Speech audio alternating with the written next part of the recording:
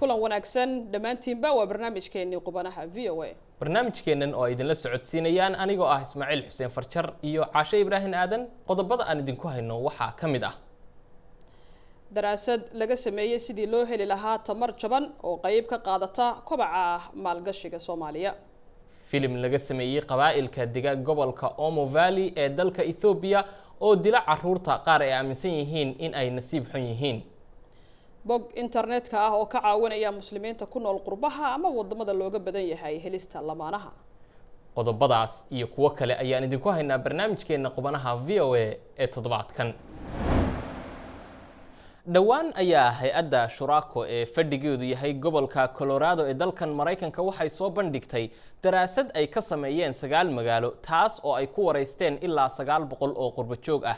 daraasadan ayay ku eegeen sidii xal loogu heli lahaa qiimaha sareeya ee korontada kaasoo curyaamiya kobaca dhaqaalaha ee suuqa ganacsiga Soomaaliya waxayna soo jeediyeen talooyin kala duwan. Soomaali badan ayaa u qaxday wadamada qurbaha kuwaas oo bilaabay ganacsiyo kala duwan hase ahaatee qaar badan oo ka mid ah ayaa xilligan danaynaya in ay dalkooda maal gashadaan. sidaana waxaa lagu ogaaday daraasad ay dhawaan soo bandhigeen hay-adda Shuraako oo su'aalo weydiisay Soomaali ku kala nool ilaa 9 magaalo.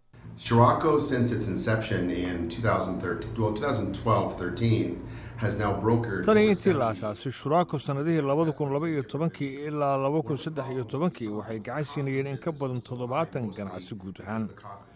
waxyaabaha noo soo baxay waxaa ka mid ahaa iyada oo ganacsigaasina uu culays badan ku hayay dhinaca tabarta ay isticmaalayaan iyadoo ay markaasina mashiinada korontada dhaliya ee ka jira Soomaaliya ay yihiin kuwa aan sugnayn kuna shaqeeya badankood nafto iyo wax la mid ah.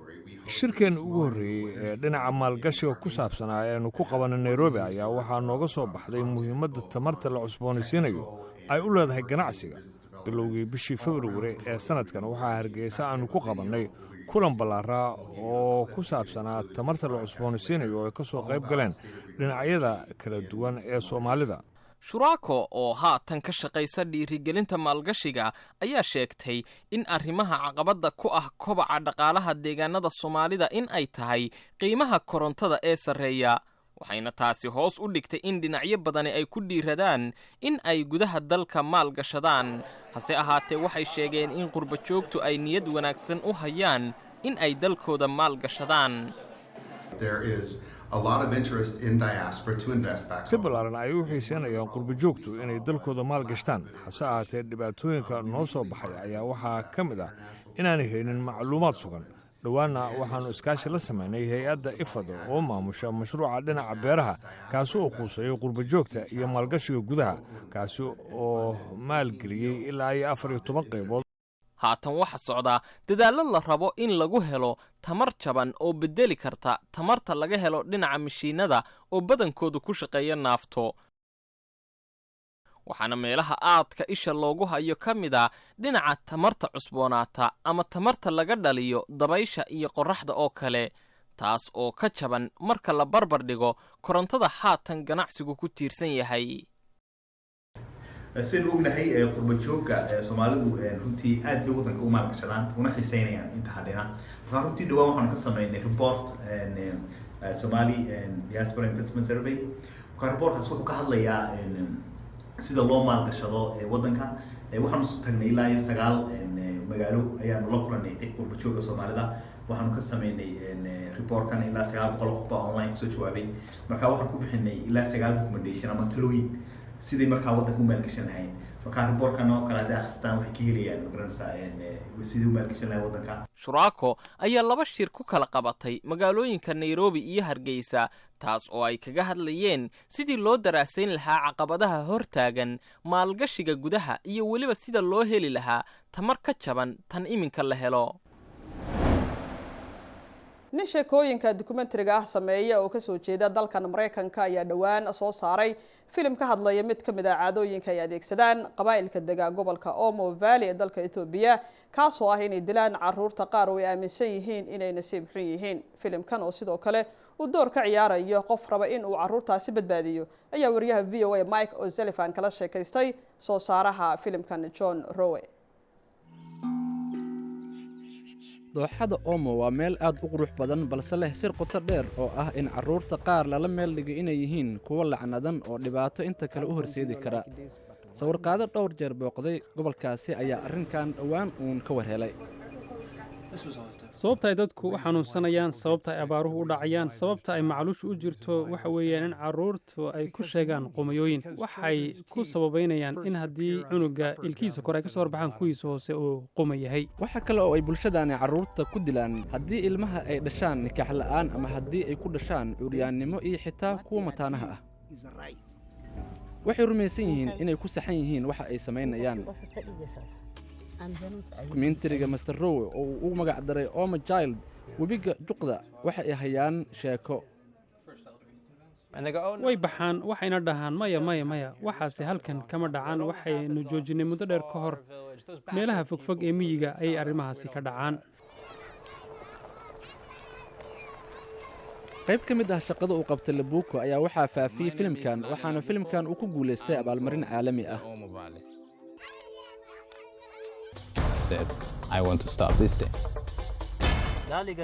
qayb ka mid ah shaqada uu qabtay Labuko ayaa waxaa faafiyey filimkan uu ku guuleystay abaalmarin caalami ah oo ay samaysay shirkadda lagu magacaabo Scribbles Cultural Center. waxaan dareemayaa inaannu hadda si wanaagsan ugu xidhannay caalamka annaga oo u sii marayna internetka. weli waxaa jira sheekooyin. shaqada Labuko weli ma dhammaan. weli waxaa jira laba qabiil oo ku dhaqma caadada dilka carruurta oo ugu yeedhaan qumayooyinka. si adag ayuu u shaqaynayaa si uu isugu dayo inuu ka hortago. ilaa iyo hadda waxa uu badbaadiyey 46 carruura. sidoo kale shaqada uu qabtay filim qaadir Rowe darteed hadda sheekadan waxaa ogaaday dad aad u fara badan oo dunida ku nool.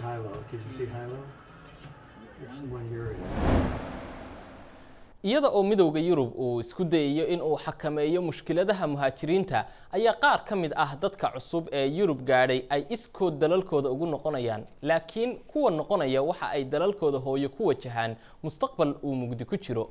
meelaha ay dadku ku noqonayaan ee ay dhibaatooyinka wajahaan waxaa ka mid ah Tunisia oo ah dal yar oo ku yaala waqooyiga Afrika. wariyaha VOA Lisa Bryan ayaa warbixintan ku eegaysa magaalada kalluumaysi ee Zarzis oo ku taala koonfurta Tunisia.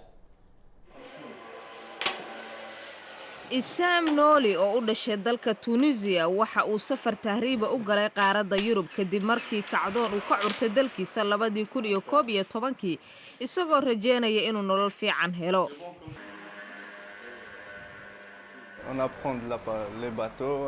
waxaanu doon ka raacnay Zarzis iyo Xamdullah waxaanu garanay Lampedusa kadibna Faransiiska ayaan u gudubnay. way adag tahay inaan shaqo ka helno.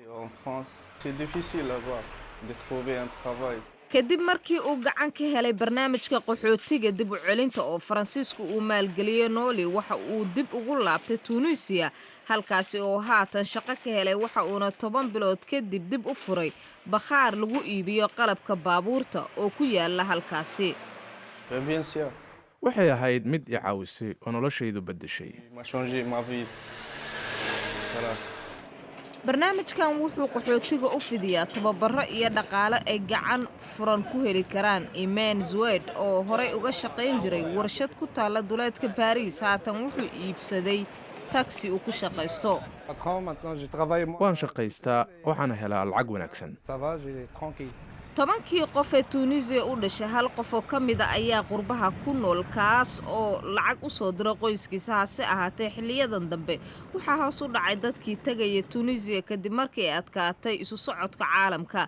Anis Mahira oo urur fadhigiisu yahay mashruuca tababarada ayaa sheegtay in dhalinyaro badani ay weli ku taamayaan inay qaaradda Yurub gaaraan. qoysaska badankood ugu yaraan hal qof ayaa ka jooga Faransiiska. sidaas awgeed qaar badan ayaa isku dayaya inay ka daba tagaan. il veut aussi tenter sa chance puisque ici maintenant le travail est un peu difficile de trouver un travail ici. Cara ayaa ka dhalatay shaqo la'aanta ba'an ee Tunisia ka jirta waxa ayna horseeday kacdoonkii 2011 inkastoo dadku ay haatan xorriyad heleen haddana xasilooni darrida jirta ayaa dalka ka kaxaysay maalgashadayaashii iyo dalxiisayaashii taasoo keentay in shaqo beel ay noqdaan 66% ardayda jaamacadaha ee ku nool koonfurta waddankaasi.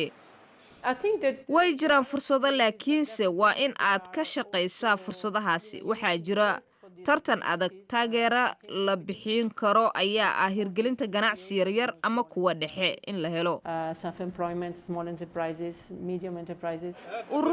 ururka ADCIC ayaa sheegay in mashruuca shaqo abuurka ee Faransiisku uu ku guuleystay 90% laakiinse saameyntiisu ay aad u yar tahay oo ay ka faa'iideen 500 oo dad oo kaliya. haddii aad doonaysid inaad xalliso dhibta waxaad u baahan tahay mashruuc intan ka ballaaran oo fursad siin kara dhallinyaro intan ka badan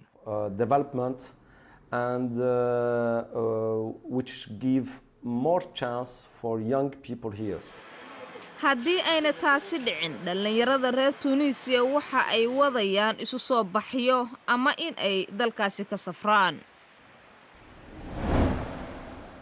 muslimiin badan oo dhalinyaro ah oo Mareykanka u dhashay ayay ku adkaataa inay helaan lamaane u qalma taas oo ay ugu wacan tahay kala duwanaanshiyaha xagga dhaqanka laakiin lamaane dhalinyaro ah ayaa u sheegay wariyaha VOA Madeha Anwar in xalka arintaasi lagu heli karo waxa loogu yeero haasaawaha amaba wada socodka xalaasha ah.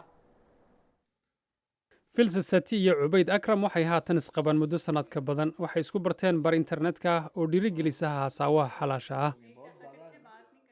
waxaan ku biiray bartaas internetka 2 sannadood ka hor waxaad halkaa ka heli kartaa dad badan oo meelo kala duwan ka soo jeeda oo dhaqamo kala duwan leh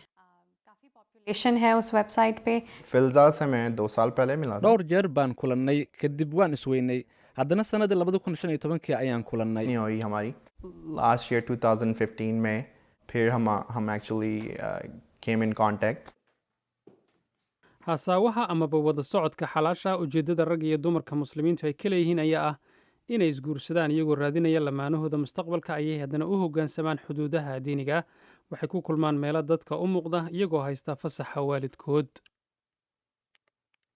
definitely ये concept है और religion में भी है islam में भी है waxaan aaminsanahay inaanu ku dhaganaano dhaqankayaga iyo diintayada cultural views ज़्यादा हम लोगों के strong हैं towards dating लेकिन religion थोड़ा सा ज़्यादा broad minded है लोगों से